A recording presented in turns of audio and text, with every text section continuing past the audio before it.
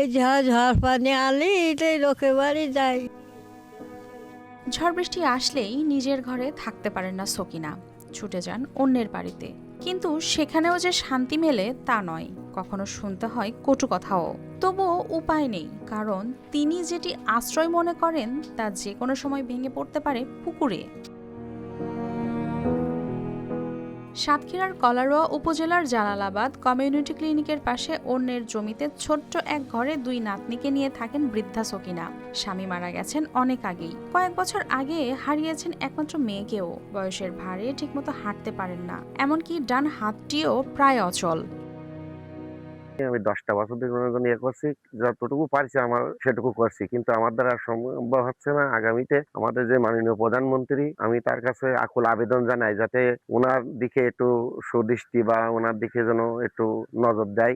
পুকুরের ভাঙনে ঘরের বড় অংশ ধসে যাওয়ার পর বাঁশের খুঁটি দিয়ে কোনো মতে টিকিয়ে রাখা হয়েছে বাকিটুকু। বৃষ্টি হলে ভাঙা চাল দিয়ে ঘরের ভেতরে পানি পড়লে প্রতিবেশীর বাড়িই হয় তার আশ্রয়। ভাঙা ঘর এই ঝড় বৃষ্টিতে যে কোনো মুহূর্তে পুড়ে যেতে পারে। উনি যখন ঝড় বৃষ্টি হয় তখন অন্যের বাড়িতে আশ্রয় নেয়। তা আমরা এলাকাবাসী দীর্ঘদিন থেকে দেখে আসছি এই কষ্ট তার। তা আমরা সরকারের কাছে আবেদন করছি ওনার দ্রুত সময়ের মধ্যে যাতে একটা ঘরটা হয়।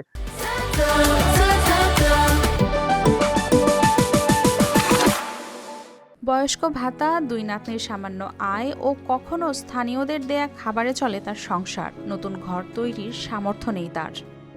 ওই বয়সে ভাতা টাকা দেয়, আর ওই নাতনিরা ওই লোকের বাড়ি কাজ করে, কাজ করিতেই খাই, কি করব।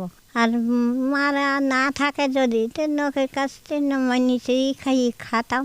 উপজেলা প্রশাসন সরেজমিনে গিয়ে সকিনা বেগমকে প্রয়োজনীয় সহযোগিতা করার আশ্বাস দিয়েছেন। 80+ বয়স, ওনার 80 ঊর্ধ্ব একজন ব্যক্তি। তিনি যেন একটি ভালো, যতদিন বেঁচে আছেন ততদিন যেন একটু ভালো জায়গায় থাকতে পারেন, সে ব্যাপারে আমাদের থেকে যে পদক্ষেপ নেওয়া প্রয়োজন সেটা আমরা নেওয়ার চেষ্টা করব ইনশাআল্লাহ। জীবনের শেষ প্রান্তে সকিনার চাওয়া এখন আর সুখ স্বাচ্ছন্দ্য নয়। মৃত্যুর আগে তিনি এমন একটি আশ্রয় চান যেখানে ঝড় বৃষ্টি এলে অন্যের দরজায় গিয়ে আর দাঁড়াতে হবে না। News desk, RTV।